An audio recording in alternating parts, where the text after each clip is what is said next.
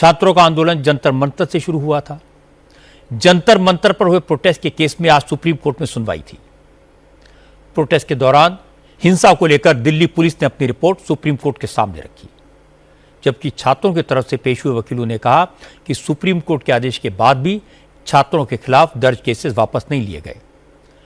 इस पर chief justice की बेंच ने नाराजगी जाहिर की और इस बात के संकेत दिए कि छात्र आंदोलन के दौरान हिंसा की जांच के लिए सुप्रीम कोर्ट एक हाई पावर कमेटी बना सकता है। इस कमेटी के मेंबर्स में सुप्रीम कोर्ट के फॉर्मर जज, रिटायर्ड डीजीपी, सीबीआई के रिटायर्ड चीफ समेत कुछ अन्य मेंबर्स होंगे। यह कमेटी सीसीटीवी के आधार पर प्रदर्शनकारियों और पुलिस एक्शन की जांच करेगी। साथ ही हिंसा के दौरान महिलाओं के साथ हुई बदसलूकी की जांच भी की जाएगी। आज सुनवाई के दौरान पिटिशनर के वकील वृंदा ग्रोवर ने छात्रों के खिलाफ दायर एफआईआर रद्द करने की अपील की, लेकिन सॉलिसिटर जनरल ने कहा क्रिमिनल रिकॉर्ड वाले उपद्रवियों को राहत नहीं मिलनी चाहिए। इस पर चीफ जस्टिस सूर्यकांत ने कहा कि संविधान सबको शांतिपूर्ण तरीके से अपनी मांग रखने का अधिकार देता है। हर नागरिक को सरकार का विरोध करने का हक है, इसलिए विरोध प्रदर्शन करने वालों के खिलाफ केस दर्ज करना ठीक नहीं है।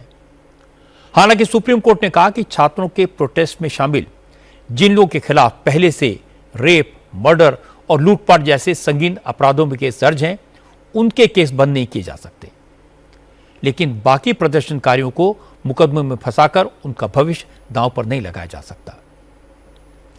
चीफ जस्टिस ने पुलिस से जंतर मंतर पर प्रदर्शन के बाद छात्रों के खिलाफ दर्ज हुए केसेस की पूरी डिटेल अदालत के सामने रखने को कहा। कॉकरोच जनता पार्टी के छात्रों ने इसी बात को इशू बनाया।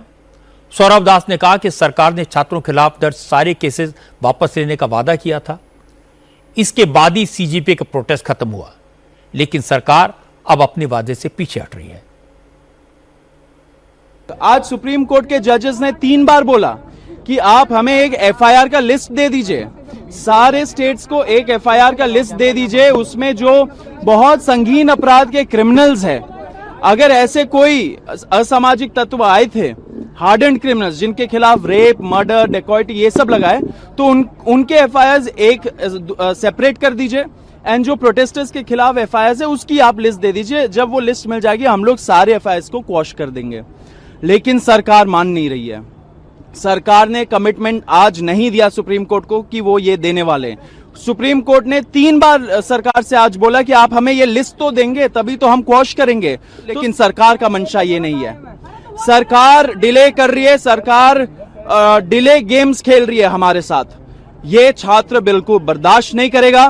जुलाई 25 को सरकार ने पूरे देश भर के सामने कमिटमेंट दिया। अगर कमिटमेंट दिया तो उसको ऑनर करना पड़ेगा। आप ऑनर नहीं कर रहे हो इतने सारे आपने जो कमिटमेंट्स दिए कॉम्पनसेशन के बारे में, एफआईआर के बारे में, तो आपने पूरे देश के साथ विश्वासघात किया है। आप सुप्रीम कोर्ट में अगर स्टैंड नहीं ले रहे हो तो विश्वासघात कर रहे हो आप युवाओं के साथ। हम ये बर्दाश्त नहीं करेंगे। हालांकि इस मामले में आज दिल्ली पुलिस ने भी अपना जवाब दाखिल किया और अपना पक्ष कोर्ट के सामने रखा। पुलिस ने कहा कि छात्रों का संसद मार्च गैर कानूनी था। पुलिस ने जरूरत के हिसाब से ही फोर्स का इस्तेमाल किया। 30,000 लोगों की भीड़ संसद भवन की तरफ बढ़ रही थी। जब प्रदर्शनकारियों ने बैरिकेडिंग तोड़ने की कोशिश की, तभी पुलिस और प्रदर्शनकारियों के में भी झड़प हुई। पुलिस ने कोर्ट को बताया कि प्रदर्शन के दौरान हुई हिंसा में पुलिस के भी 240 से ज्यादा अफसर और जवान घायल हुए। जांच में पता लगा कि आंदोलन में शामिल 2,873 लोगों पर मर्डर, अटेम्प्ट टू मर्डर, लूट, रेप और पॉक्सो एक्ट के केस दर्ज हैं। ऐसे क्रिमिनल बैकग्राउंड वाले लोगों के खिलाफ दर्ज केसेस वापस नहीं लिए जा सकते। पुलिस की तरफ से कोर्ट को बताया गया कि कुछ लोगों ने एडिटेड फोटो, अधूरे वीडियो और सोशल मीडिया की खबरों के आधार पर पुलिस पर इल्जाम लगाए हैं, जबकि पुलिस ने कभी कील वाली लाठियों का इस्तेमाल नहीं किया। कुछ प्रदर्शनकारी ही इस तरह की लाठियां लेकर आए थे। कोर्ट ने पूछा कि प्रदर्शन के दौरान कई पुलिस वाले सादी वर्दी में क्यों थे। इस पर पुलिस की तरफ से सफाई दी गई कि इस तरह के आंदोलन के दौरान स्पेशल ब्रांच, स्पेशल सेल और क्राइम ब्रांच के जवान सिविल ड्रेस में तैनात रहते हैं, जिससे प्रदर्शनकारियों के बीच रहकर हालात पर नजर रखी जा सके।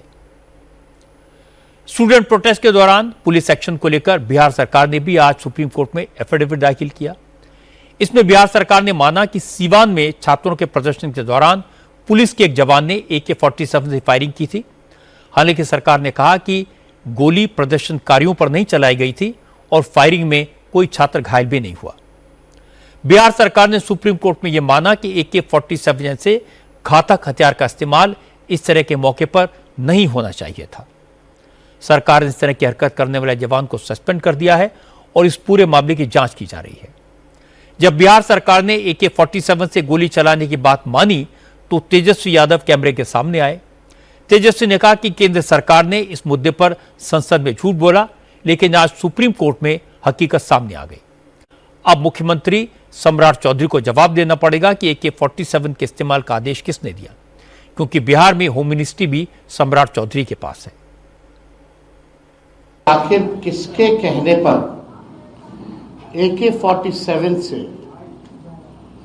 गोली चलाने का आदेश आखिर किसने दिया?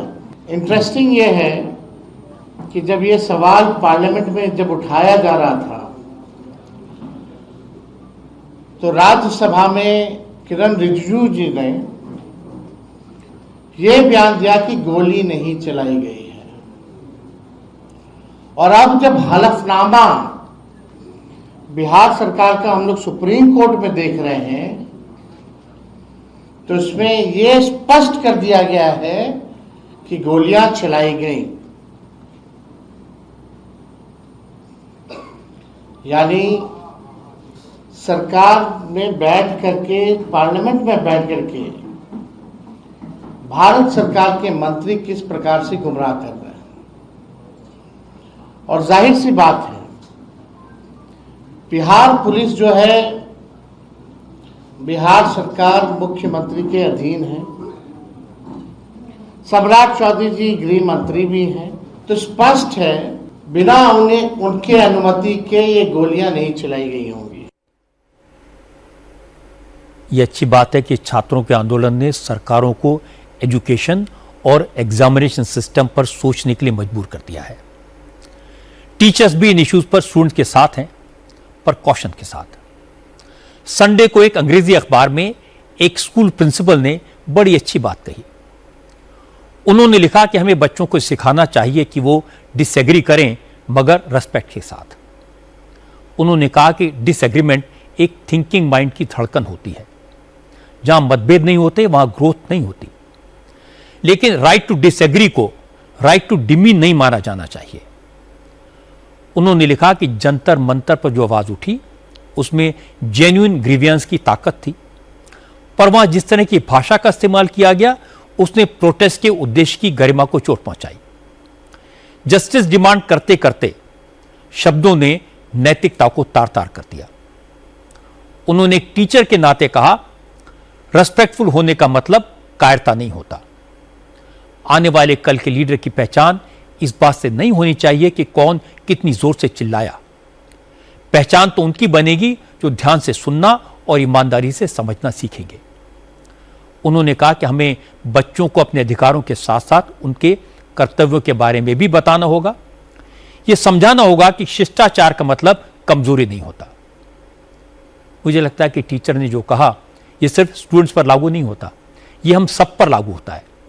नेताओं को, जुडिशरी को, मीडिया को, सबको यह बात समझनी चाहिए कि राइट टू डिसएग्री का मतलब राइट टू डिमीन नहीं माना जाना चाहिए। अपनी बात चिल्लाकर कहने के बजाय शालीनता से कहनी चाहिए।